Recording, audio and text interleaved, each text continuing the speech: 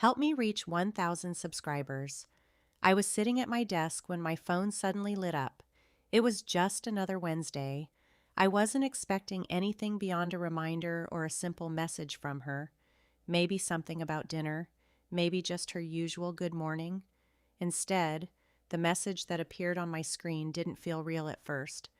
I'm with someone else. Don't contact me anymore. 7 years of marriage dismissed in a single line. No explanation, no conversation, just the end. Delivered like a notice for a canceled appointment. I didn't get angry. I didn't panic. Something inside me simply went still. When the hurt reaches a certain depth, the shock becomes quiet, a cold, steady silence. I stared at the words on the screen, and suddenly everything made sense. The late nights, the sudden change in her tone, the excuses that never quite added up. Somewhere deep down, I had known. I had known, but I didn't want to see it. I had been holding on to a version of us that only I was trying to keep alive. But she made it real now. She confirmed it. And that was when something shifted inside me. This wasn't heartbreak beginning. This was clarity. I opened our joint bank account. No shaking hands, no hesitation. I moved every cent that belonged to me into the private account I had set up weeks earlier, back when the suspicion first began forming. Then I called my lawyer. We had already talked. All I had to do now was say the words, "It's time." "That's all I needed to hear," he replied. The process began immediately. Paperwork, asset division, legal filings, everything quiet, clean, and controlled. Not revenge, release. Then I finally typed my response to her message. "That's fine. I'm with my lawyer. We'll finalize things tomorrow." I sent it. Within seconds, the three dots appeared. "Wait, what? No, I didn't mean it like that. Can we talk? You're overreacting, please." The same voice that had ended us without emotion suddenly wanted to discuss, explain, and soften everything, but that door was already closed. She had locked it herself. I didn't answer. That was my silence, and I meant for her to feel it. When I got home that evening, the house was empty. Her car was gone. Perfect timing.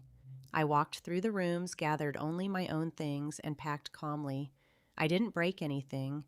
I didn't leave chaos behind. I left quietly and intentionally. On the kitchen counter, I placed a signed copy of the divorce papers, and beside it, the charger for the phone she had used to end us. Not spite, just a full stop at the end of a sentence. When she returned, she walked into a quiet house filled with absence. Over the next few days, her messages changed from "wait" to "please," then "I made a mistake," and finally, "Can we fix this?" I didn't block her. I simply didn't respond.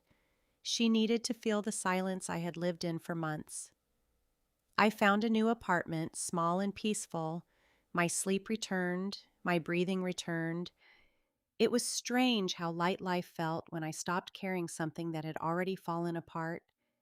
Weeks passed, and I heard from a mutual friend that the man she had left for had walked out. He only wanted what she could offer professionally.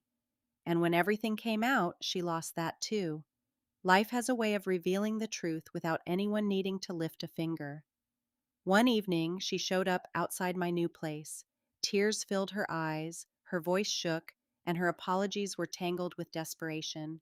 "You can't just walk away from us," she whispered. I told her, "You chose to walk first." Then I closed the door.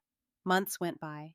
I rebuilt. Not quickly, not perfectly, but honestly. Then one afternoon, her mother called. Not to blame me, not to beg. She thanked me for not destroying her daughter publicly and for handling everything with grace. I didn't need applause, but hearing that told me everything I needed to know. I didn't win by fighting. I won by leaving. Sometimes the loudest statement you can make is to walk away and never look back. Nearly a year has passed now. I have peace, real peace. And every now and then I think about that message, the one that was supposed to break me. But here's what I learned. Endings don't always arrive like disasters.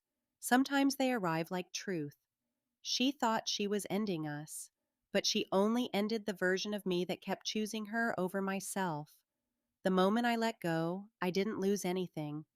I returned to myself.